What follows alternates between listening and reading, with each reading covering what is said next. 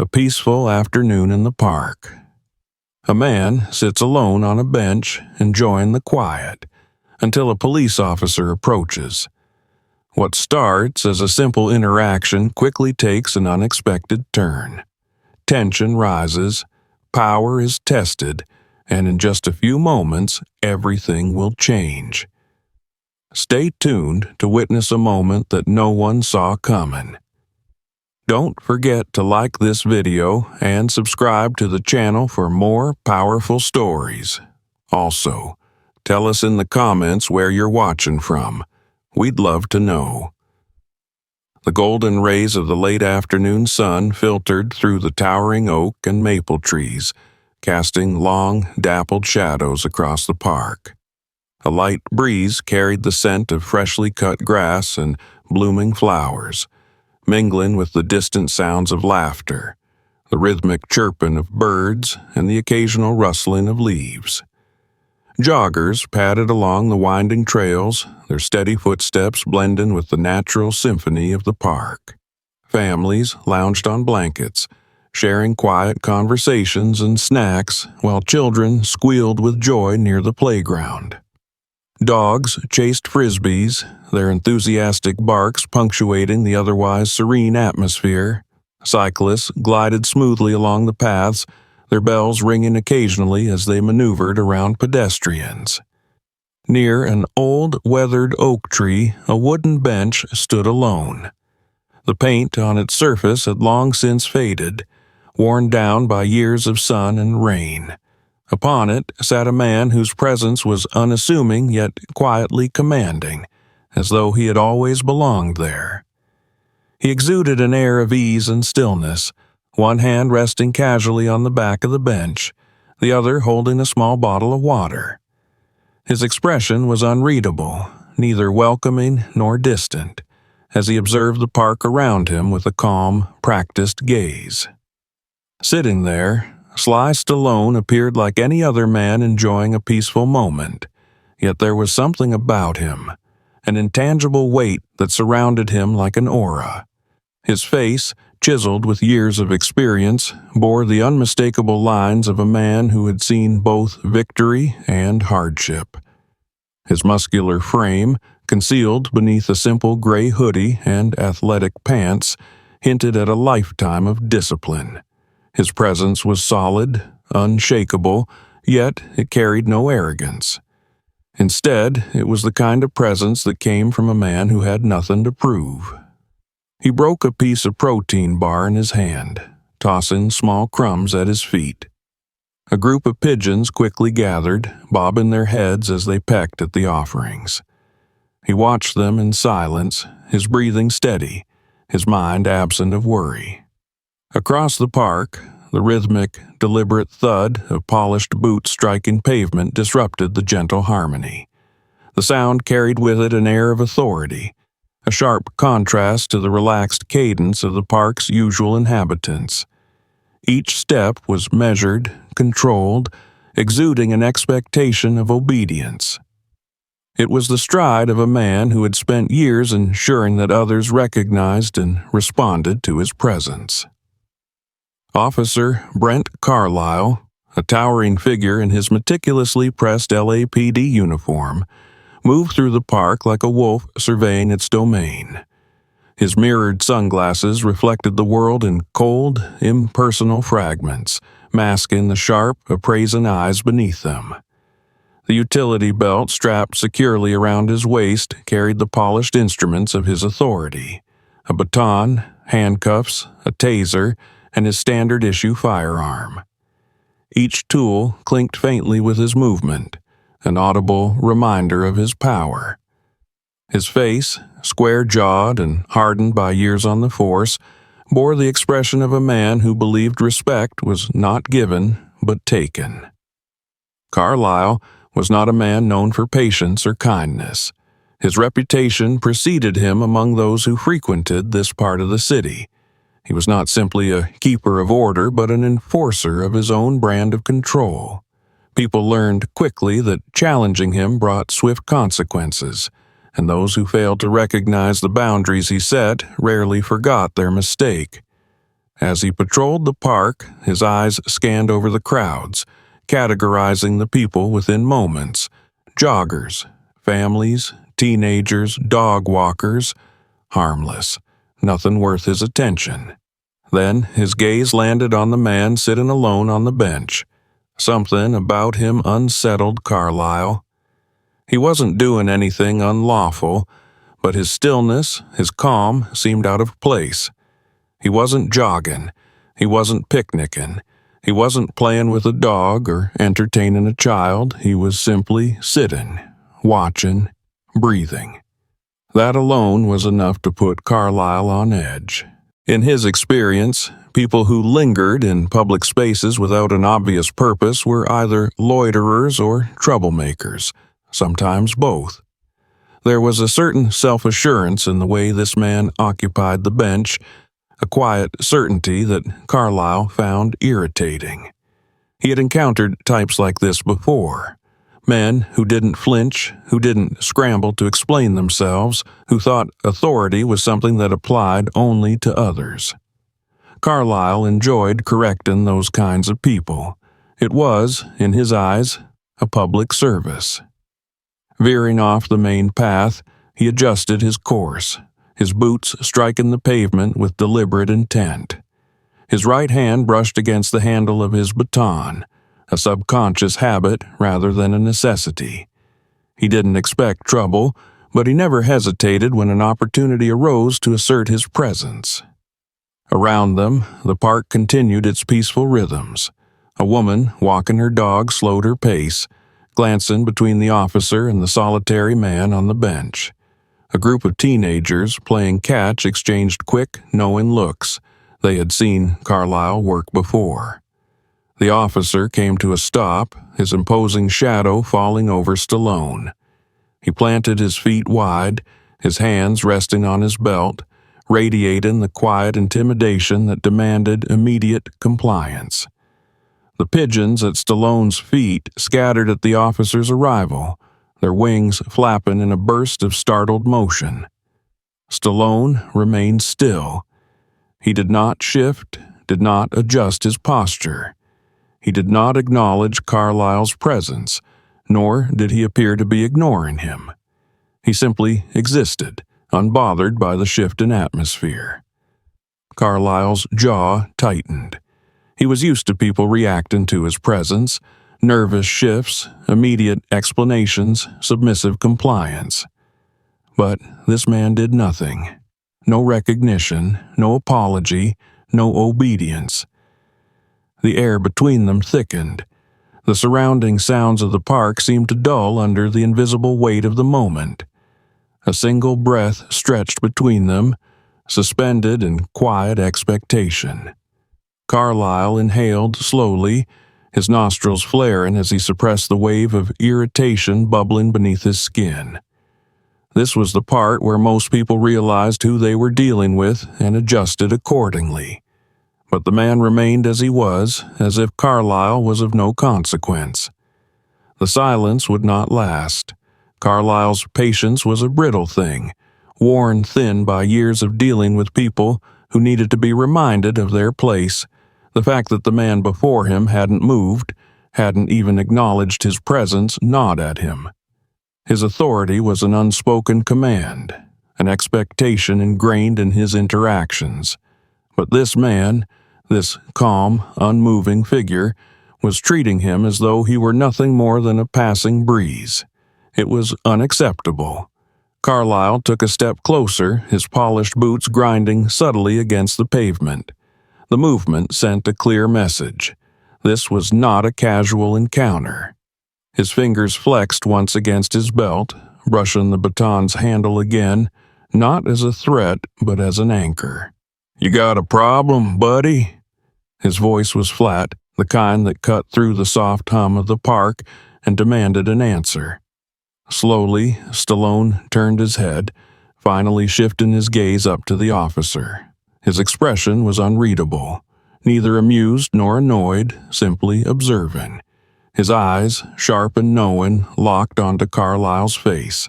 "No problem," he said, his voice low, even. Carlyle waited for more, an explanation, an excuse, something that would fit neatly into the dynamic he was used to. But Stallone simply held his gaze, his posture unchanged. "You got ID on you?" A pause. "Did I do something wrong?" Carlyle exhaled slowly through his nose, his irritation sharpening. This was a game. He knew it. The man knew it. It was the same old back and forth that happened when someone wanted to test his patience. It never ended well for them. "I asked you a question," Carlyle said, his voice hardening. "And I asked you one," Stallone replied, still calm, still collected. A quiet murmur spread through the handful of onlookers nearby. Nothing obvious, no overt gawking, but the subtle tension in the air had caught their attention. A couple of teenagers had stopped their game of catch.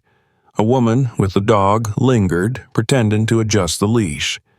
People recognized the shift before they even understood it. Carlyle squared his stance, planting his feet firmer.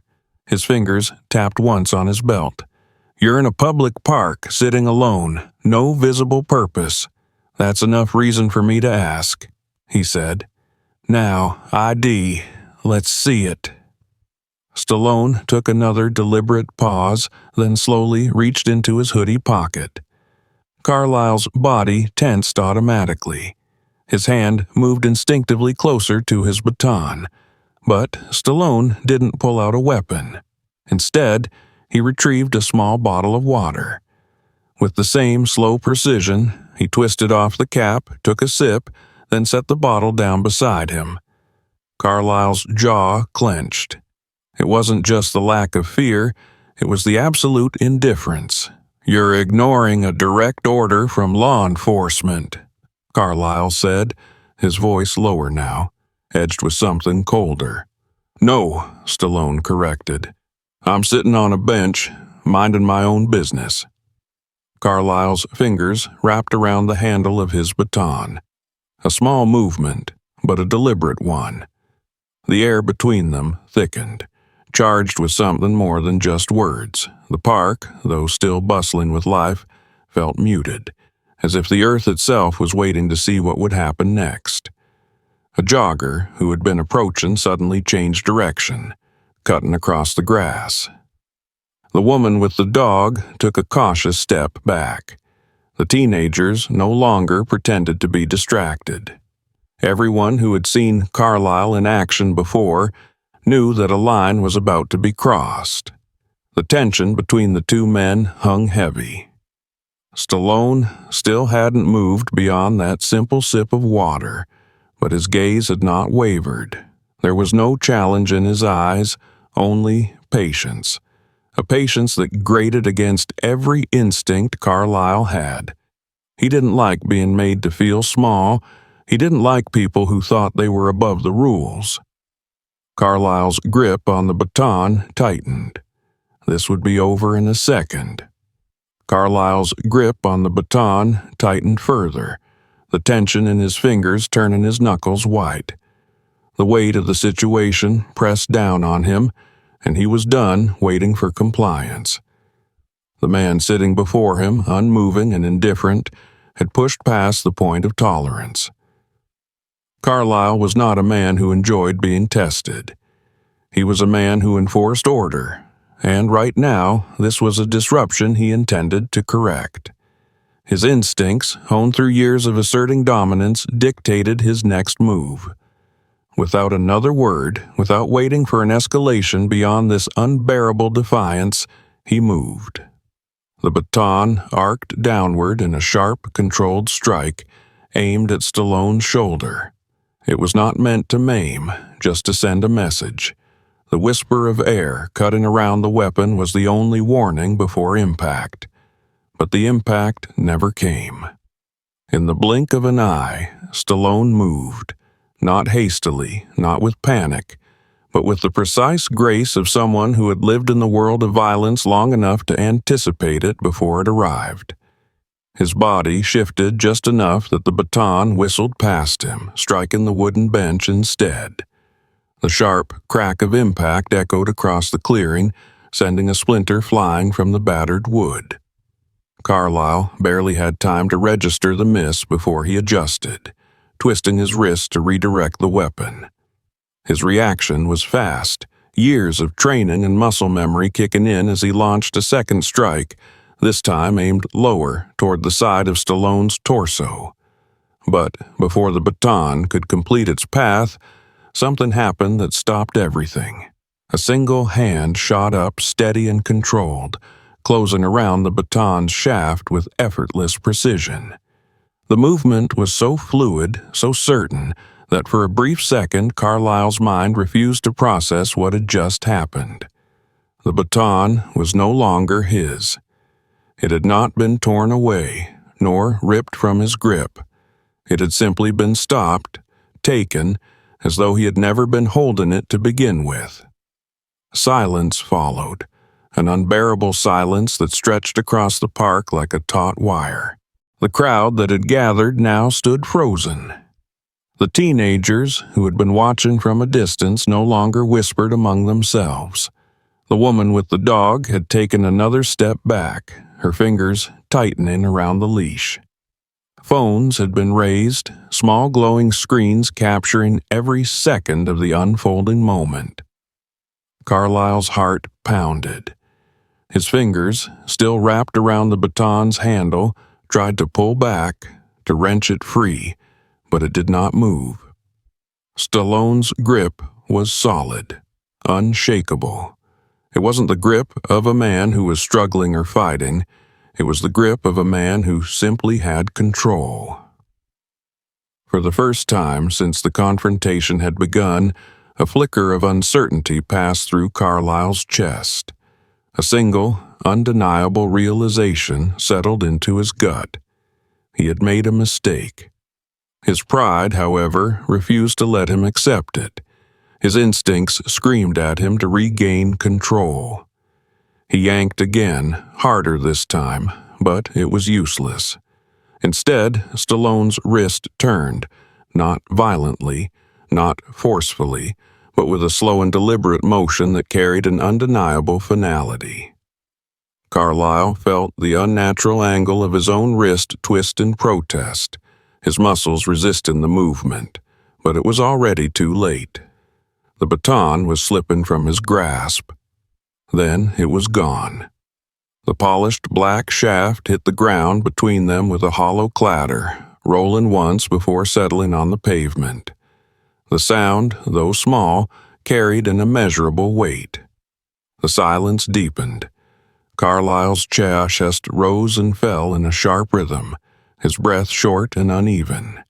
His mind scrambled for the next move, the next action to reclaim what had just been stripped from him in full view of witnesses. His authority, his control had been unraveled in a matter of seconds, and now all eyes were on him. He could feel them, the crowd, the judgment, the cameras. His face burned hot, the pulse in his neck a hammering beat of rage and disbelief. This was not how it was supposed to go. He had struck first, he had escalated, and yet he had failed. And the worst part, the absolute unbearable truth, was that the man in front of him had not even stood up, had not fought back, had not needed to. Stallone, still seated, did nothing more than release the baton from his fingers, letting it fall as if discarding something insignificant, something beneath him. There was no smirk, no taunt, no sign of amusement or arrogance. There was nothing in his expression except quiet, unwavering composure. Carlyle's breath was ragged, his vision narrowing in on the only thing that could possibly salvage this moment. His belt held more than just a baton. It held the one thing that could reestablish the hierarchy, that could force compliance, that could bring an end to this humiliation. His fingers twitched once before brushing the cold, familiar weight of his service weapon. And in that moment, the entire park seemed to hold its breath. Carlyle's fingers hovered over the grip of his service weapon, his body vibrating with the desperate need to reclaim control.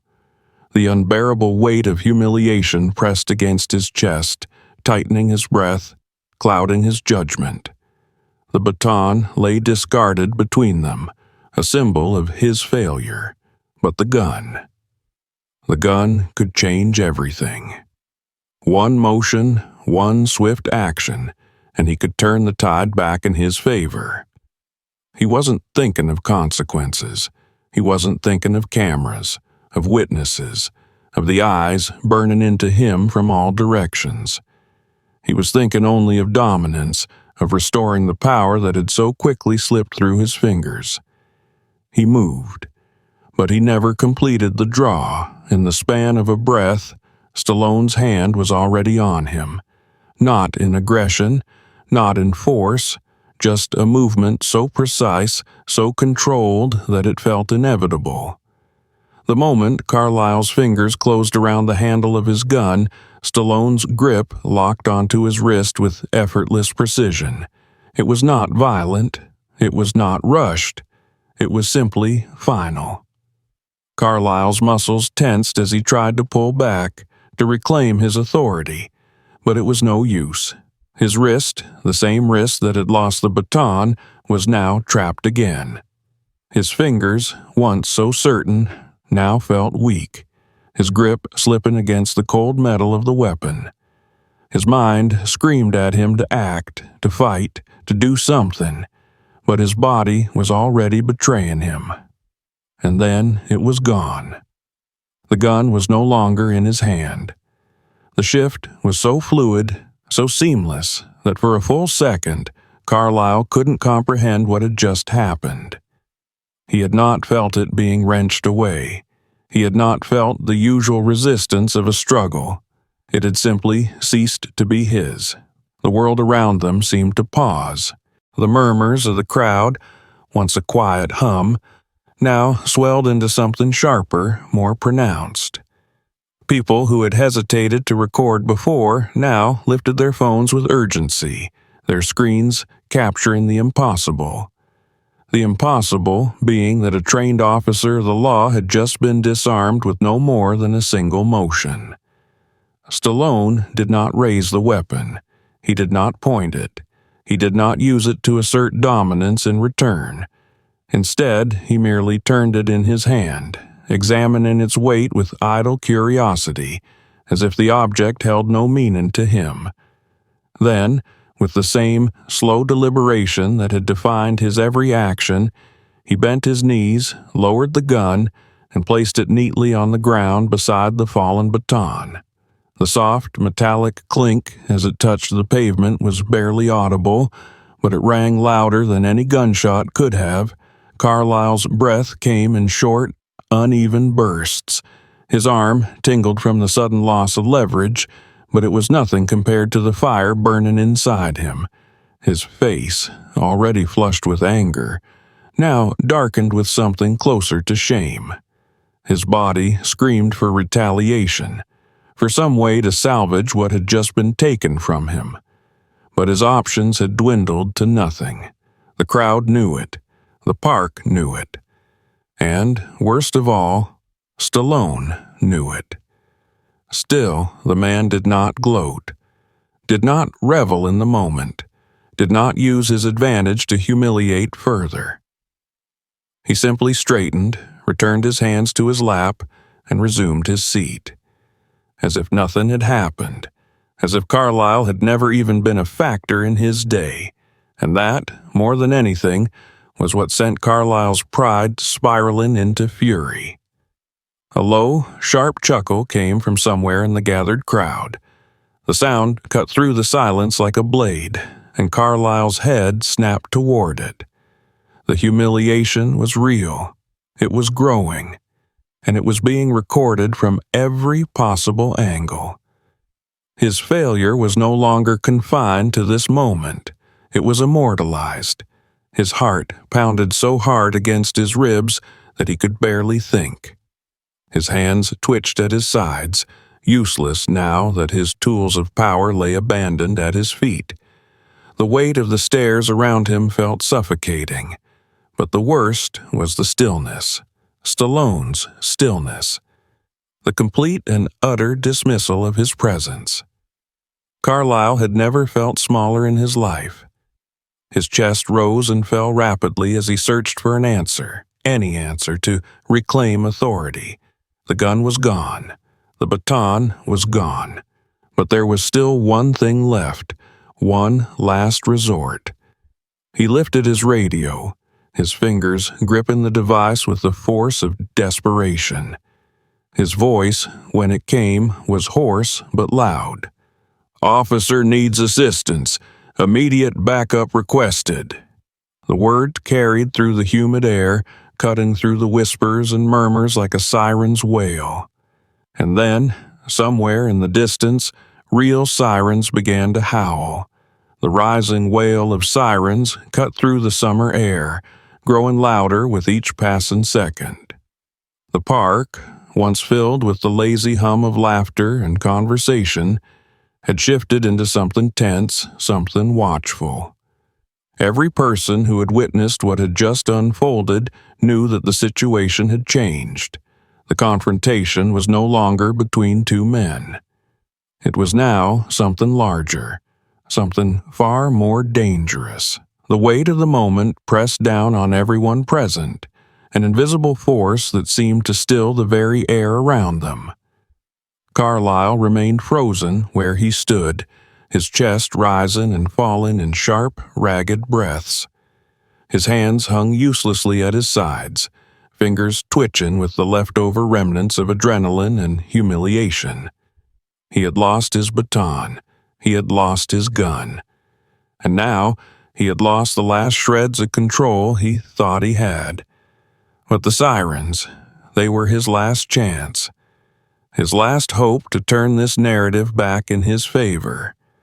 Backup meant authority. It meant reinforcements. It meant someone to take his side before this moment spiraled further out of his grasp. Stallone had not moved. He remained seated, composed, as if the chaos unfolding around him was of no consequence.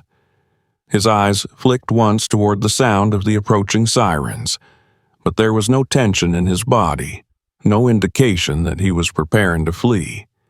If anything, he looked almost bored, as if he had seen this kind of scenario play out too many times before to be surprised by it now. The first police cruiser screeched to a stop at the edge of the park, its tires kicking up a small spray of dust from the pavement.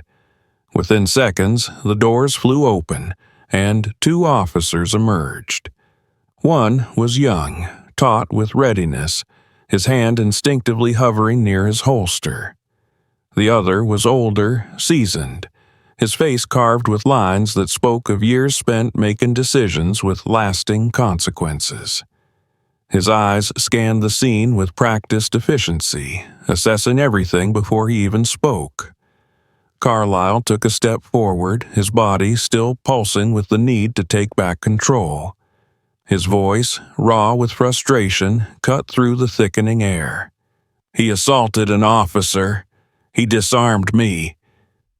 The younger officer reacted immediately, snapping his gaze toward Stallone, his posture tightening with alertness, his fingers flexed near his belt, ready for action. But before he could take a step, the older officer lifted a hand, a silent command that halted him in place. "Wait," the older officer said, his voice calm but weighted with authority. His eyes moved from Carlyle to the baton and the gun on the ground. He looked at Stallone, who still hadn't moved. Then he looked back at Carlyle. Carlyle's pulse pounded in his ears. He knew what was happening. The older officer was piecing things together, and it wasn't leading to the conclusion Carlyle wanted. His jaw clenched. "You saw what I saw," Carlyle pressed. I saw enough," the older officer interrupted, his tone still even, still unreadable. Carlyle's stomach twisted. The older officer exhaled slowly through his nose, then took a measured step forward, closer to the discarded weapons on the ground. His eyes flicked to the crowd, to the raised caissons capturing every second, and then back to Carlyle. And then he spoke. "Give me your badge." The words fell like a hammer, shattering whatever fragile grip Carlyle had left on the situation. His throat went dry. "What?" The older officer didn't repeat himself. He simply extended his hand, palm up, waiting. Carlyle's entire body tensed. The moment stretched unbearably long, the air growing heavier with each passing second. The younger officer shifted awkwardly beside him, unsure of where to look, his fingers no longer near his weapon. The crowd, now realizing the full weight of what was happening, had fallen into a thick, waiting silence. Carlyle's breath hitched in his throat. His mind scrambled for an argument, for something, anything, that could change this outcome. He had been the one attacked. He had been the one disarmed. He had been the one who called for backup. But the judgment in the older officer's eyes told him that none of that mattered anymore. The moment the baton left his hands, the moment his gun was taken, the moment he lost control, it had already been decided. Slowly, his fingers rose to his chest, his hand shaken as it found the cold metal of his badge. It felt heavier than it ever had before. A symbol of power, a symbol of authority, a symbol of everything that had just been stripped from him. He unpinned it. The small piece of metal caught the light, reflecting the last of the setting sun's golden rays as he hesitated, holding on to it for just a fraction longer than necessary. But there was no way out of this, no escape from the weight of the truth. With a final, reluctant motion, he placed the badge into the older officer's waiting palm. The older officer closed his fingers around it, then nodded once.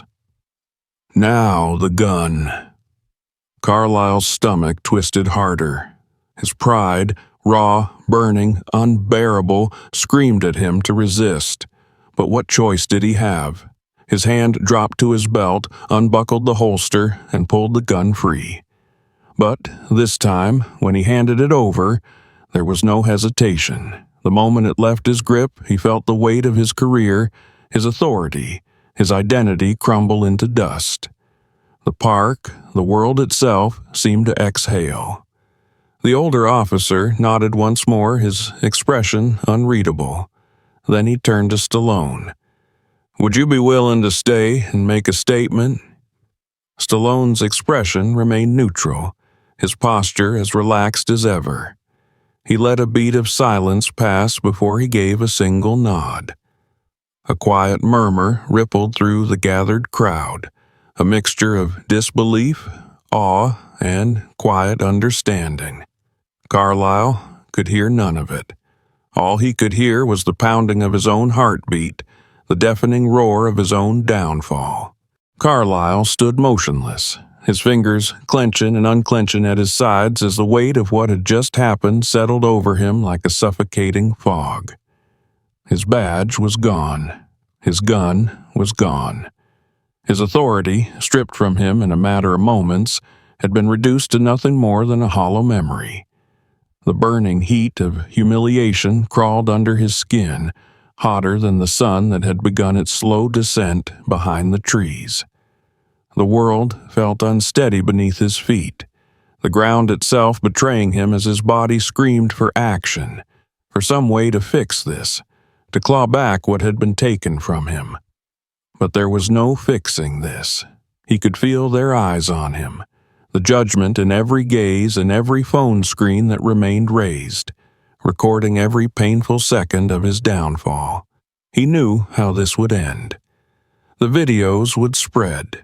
His name would be dragged through headlines, through whispers, through every conversation that would reduce him to nothing more than an officer who had been overpowered, outmatched, and exposed for the weakness he had tried to hide behind a badge.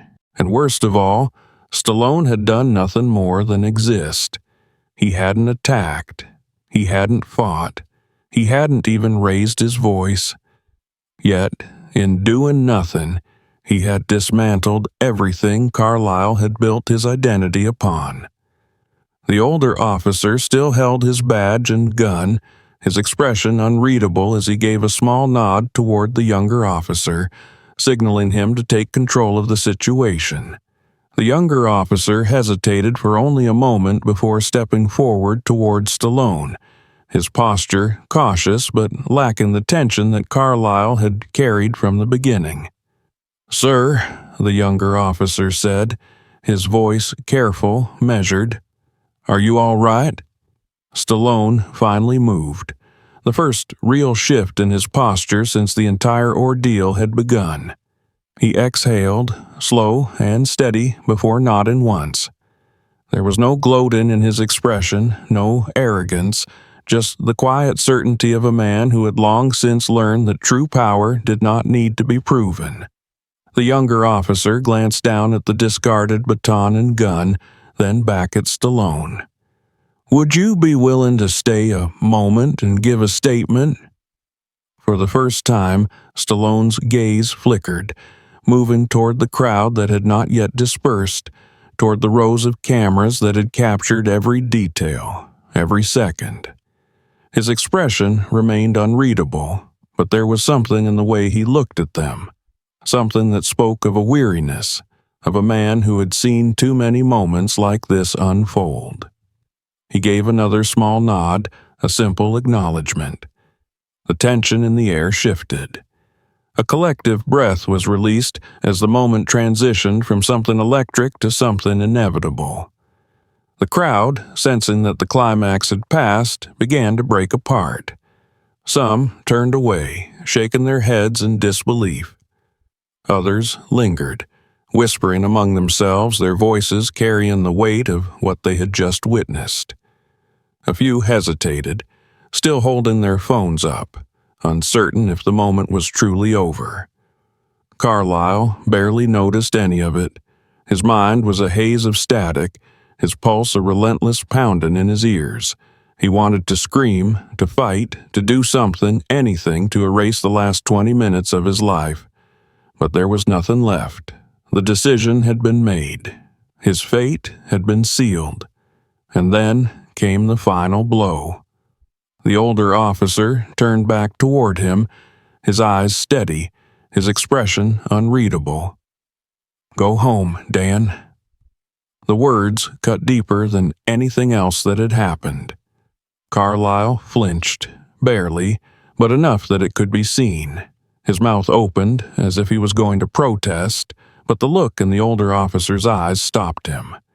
There was no room for argument, no room for anything. It was over. With slow, stiff movements, Carlyle turned.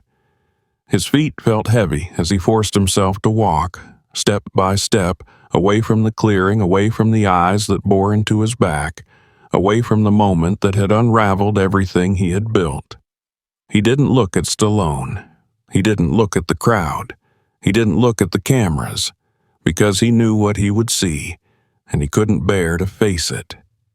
His boots hit the pavement, carrying him further away, but the weight of the day, of the moment, of his own actions would follow him long after he had disappeared from sight. The park began to settle as the tension that had gripped it slowly unraveled. The murmurs of the crowd softened. Footsteps shuffled against the pavement as people started to drift away, conversations hushed but heavy with meaning.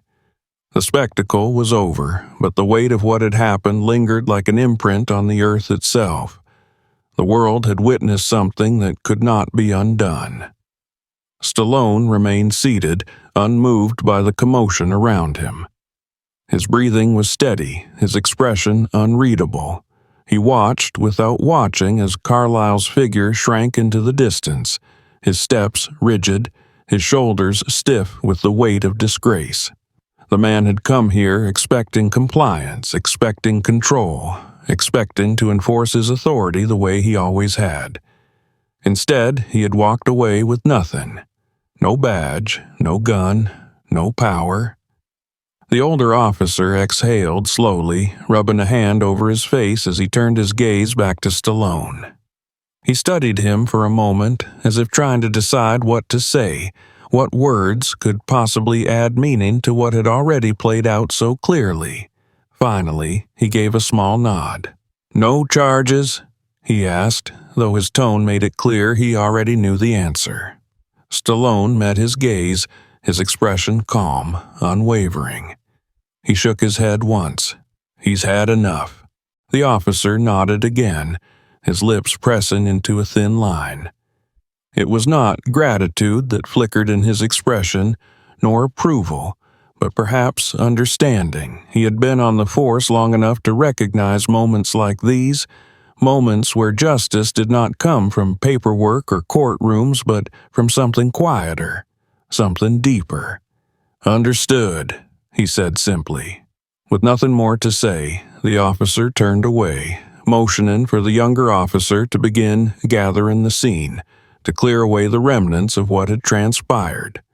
The baton and gun were collected, the radio static hummed with brief updates, but none of it mattered. The real resolution had already taken place. Stallone exhaled, his shoulders rolling back slightly as if releasing the last bit of tension from his muscles.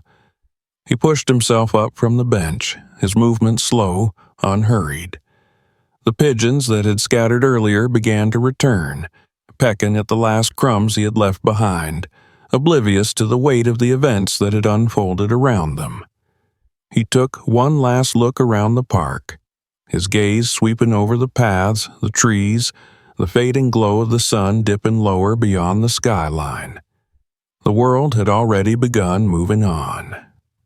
People returned to their picnics, to their jogs, to their conversations, some with lingering glances toward the empty space where Carlyle had stood, but most letting it fade into memory.